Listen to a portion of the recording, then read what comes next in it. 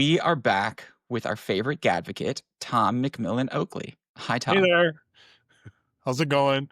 It's Happy great. summer. So, for our first-time listeners, please introduce yourself, remind us who is in your family, and why you are here to talk to us today about engaging your school around special education. Awesome. Well, thank you for having me. It is back to school time, and my husband and I are both I'm former educator. My husband is still teaching, and this time of year, we're like vampires seeing the sun. We go to the stores, and there's all this back to school stuff. We're like, it's like, no, we don't want. But, summer has to end, and we got to get back into it. So I'm a retired educator.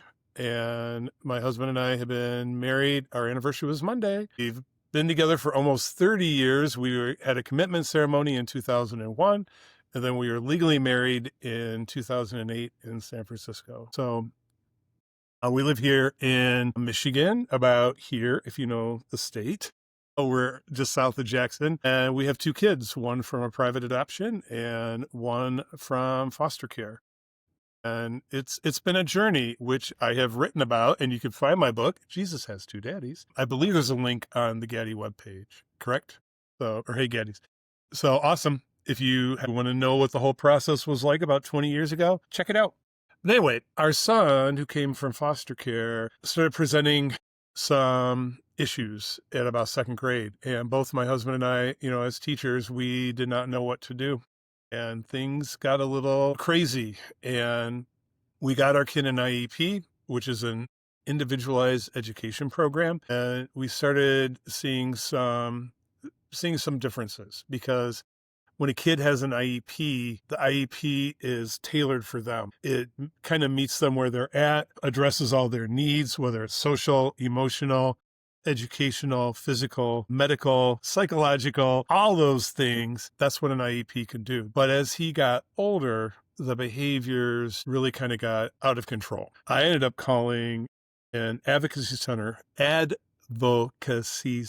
sorry, it's a lot, here in Michigan, and asked for some assistance. And they offered it. And the person I talked to said, hey, we need an advocate in your county. And he knew my husband from working in the teachers union. And he said, talk to Todd. And I said, I want this job. So I applied, and I retired from teaching at the college. And I've been a special ed advocate since 2022. And I absolutely love it. And I'm here to help other Gaddies and other LGBTQIA plus sign parents navigate the craziness that can be school. And then you add the second layer of crazy, which is a kid with special needs. And I just kind of help guide that. Yeah, perfect. So you're speaking from personal and professional experience in terms of working with children with special educational needs and the system. So why don't we start at the beginning? What would you recommend a parent say in that first email or that first outreach with their school special education team as a school year approaches? I think it's important to keep the focus on the kid and your child, the student. We call them kiddos. And somebody said, if I hear you call my kid a kiddo, I'm like, all right, Karen, thank you. Your student, I think it's important to keep the focus on them. And there's a lot of emotion and feelings with stuff like this. And I may be guilty of saying things that, as a parent, probably shouldn't have said in meetings. But when it's your kid, sometimes your emotions get the better of you. So let's But be actually curious that, what helps set a collaborative tone between the parent and the special education team that your child will be working with? well, you don't want to be Gaddy Dearest and go in there with your big fur hat and say, don't f with me, fellas. If you get my reference, Joan Crawford, you don't want to go in there with that tone. You want to go in there and say, how can we help, my kid, Eli, how can we help Eli move forward? That removes you, and that puts the focus back on who everybody's there for. So I think framing it that we're here to work collaboratively and we're here to work together for my child, I think that's a good start. Excuse me. So I'm actually curious here because one of the things that I was thinking about was how can parents advocate without being labeled difficult or without assuming a position that then the school, has them on that list. And I think specifically with queer people and queer parents, there's already this desire to not rock the boat. We talked about that in our amazing first conversation with you. So I wanted to get your take on that. The wildfire smoke from Canada is blanketing Michigan, and it's just killing me. So you're going to see me taking my water bottle and coughing like a fool here. But I think it's important to remember that facts don't have feelings. I think that is a really good takeaway, that if you focus on the facts and not, well, Mrs. So-and-so said this and that really irritated me, that's a feeling that's addressed at another time. We want to look at what behaviors are manifesting, what needs are being shown, and how we can fix that. So just the facts, ma'am. Stick with that. So facts don't have feelings. Are there any other things that you'd say, hey, avoid, or maybe common missteps that you see in your role as the education advocate that you've seen from parents that you would want people to hear about, to think through? Well, you always want to keep the receipts. So if you talk to your child's teacher when you get home from pickup line or conferences, or, if you get a phone call because little David was doing this or doing that in the classroom, I always follow up with an email. That way you have a record, and that way you can start to see patterns. Sometimes you need to bring in other people. And part of my job as the advocate is sometimes getting the state involved and writing a state complaint. Now, that's the nuclear option, but having those receipts and having that kind of paper trail is a really good thing. Of that, I'm curious, like, especially in your role as an advocate, or also from your personal experience, are there things that you've seen queer parents or any caregiver do advocating for your child that have worked really well and would be a best case example you'd want people to take away? Well, it's how you frame it. If you say, well, we want this for, I think if you take the we out of it, the us, the I, and say, this is what is best practice for our child.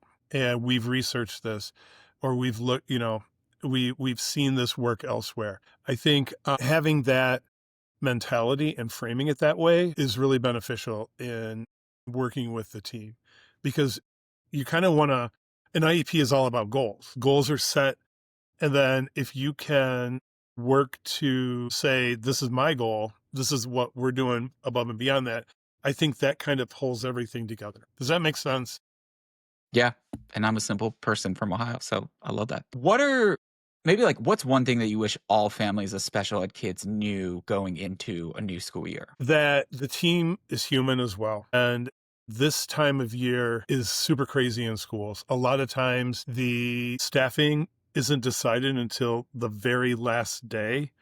I've seen people just walk out of the job the very first day of school and say, decided not to. So I think having some grace for the team is super important, because they're human. I mean, I always joke, people who aren't the mere mortals who aren't teachers, we're not immortal. We're human, and we're getting back into the school after, spending the whole summer in flip-flops and Crocs and bathing suits and just doing nothing. And you know what it's like going back from vacation, as we talked prior to this recording. It's a change. So show some grace for everybody. So that's super helpful. And then I guess as the year's going on, like, what do you tell yourself, again, both as a parent or an advocate, if it does feel like the system is going too slowly or the needs of your kids are not being met by the program that they are in? Parent can always call a meeting. Is it going to happen? That would be a real issue if it didn't. But, can a parent call a meeting every week? That would be excessive. And who are they But calling the meeting with? with the special ed team, I always say start with the teacher. And if change doesn't affect with the teacher, then you can call in the special ed team. And that usually involves the principal, the teacher consultant, which is the person that is working with the teacher to provide services to your child. That might include the social worker, the speech therapist, the OT, the occupational therapist, the physical therapist, the school psychiatrist. It gets everybody in the pool, and it shows you're concerned. And an IEP is not carved in stone. It's a fluid document. And If something's not working, let them know. So I guess thinking about things that are working, do you have a couple pieces of advice around what parents can do while the school year is starting to get it off as strong of a start as it can for them and their child or children? Well, having taught K-12 for 10 years, the open house night where, oh, we're going to go meet I was Mr. Oakley back then, not Macmillan Oakley. We're going to go meet Mr. Oakley. And, it's crazy. Hundreds of people are filing through your classroom, and you really want to get to know these kids. You want to make a connection with the parent, but you're shaking hands, you're passing out supply lists, you're trying to keep your poop in a group while all these parents are coming at you. So to realize that open houses and meet and greets are great. The teachers got professional development on their brain. Are my bulletin boards done? Where are my lesson plans? So if you can follow up again with an email, hey, this is about what Eli did this summer. He went to camp for 3 weeks. He worked at, a summer camp at the Salvation Army, working with kids. He did this. There were some wins. There were some challenges. Having that conversation in an email, send them some photos, that kind of brings them up to speed and lets them know what's going on with your kid. And then some basics I think are probably a little bit more applicable for queer parent families. How did you think about connecting with your children's teacher and saying, this is who's in my family, these are the names that we go by? Yep. So we were super aware of that because with our child, there's a ton of medical forms that had to go in for dispersing medicine. So we always would go in and say, Daddy, Papa, Todd, Tom, there's no mom, there's no bio mom in the picture, there's no foster mom. We're it. This is his family and this is, of course his sister. So, being very intentional about who's in your child's life, and we actually got a doctor in town, to change their form to parent 1, parent 2, not mommy, not daddy, parent 1, parent 2. That way, if it's a same-sex female couple, same-sex male couple, maybe there's only one parent. It's a little bit more open. Okay, before we wrap up, and I want to ask you about resources for gay or queer parent families that you would point them to. Narrator, there's an amazing blog, but we'll get to that. What is one thing that you wish teachers understood more about working with LGBTQ plus families? That we're not traditional. And that's something I'm going to address in a future blog post. Family trees. It's horrifying for same-sex couples to have their kid come home and go, I have to do this. And it's a lot. And we ended up writing a letter. I know we sound like Karens now, but we ended up writing a letter to our kid's teacher when she showed up with this family tree project. And we gave her some hints. Let them know that it's okay to ask questions, that it's okay to be curious, that I think a lot of times they don't want to ask because I don't want to look stupid. You're not going to look stupid. We bring a lot to the table. There's different family dynamics, there's different relationships. And, if a teacher, well, which one's the mom? No, you don't ask that question. You definitely help them understand your own personal family dynamics. And, with our 2 kids, they are related by marriage, but they are not biologically related. And our daughter had siblings that she does not live with. Our son has siblings that he does not live with. So to be aware of that and, to be conscious of that when, talking about, who's this, your brother or sister, know that there may be another level to that. Tom has pulled together an amazing group of dissecting the special ed alphabet soup, as you call it, and really breaking down at a very granular and clear level of what everything means, how they go together, what are your rights. And that is available as the latest Gadvocate blog up on the heygaddies.com. Tom, anything that you want to say about this topic that we didn't cover before we head out? Well, it's back to school. Give everybody a minute to get back into it. Routine is important for special needs kids, and the routine of summer, is now they've got to transition to a new one, as are the teachers. So give everybody a minute, and just, smiles all around. All right. Well, thank you, Gadvocate. We'll see you again soon. All right. Take care.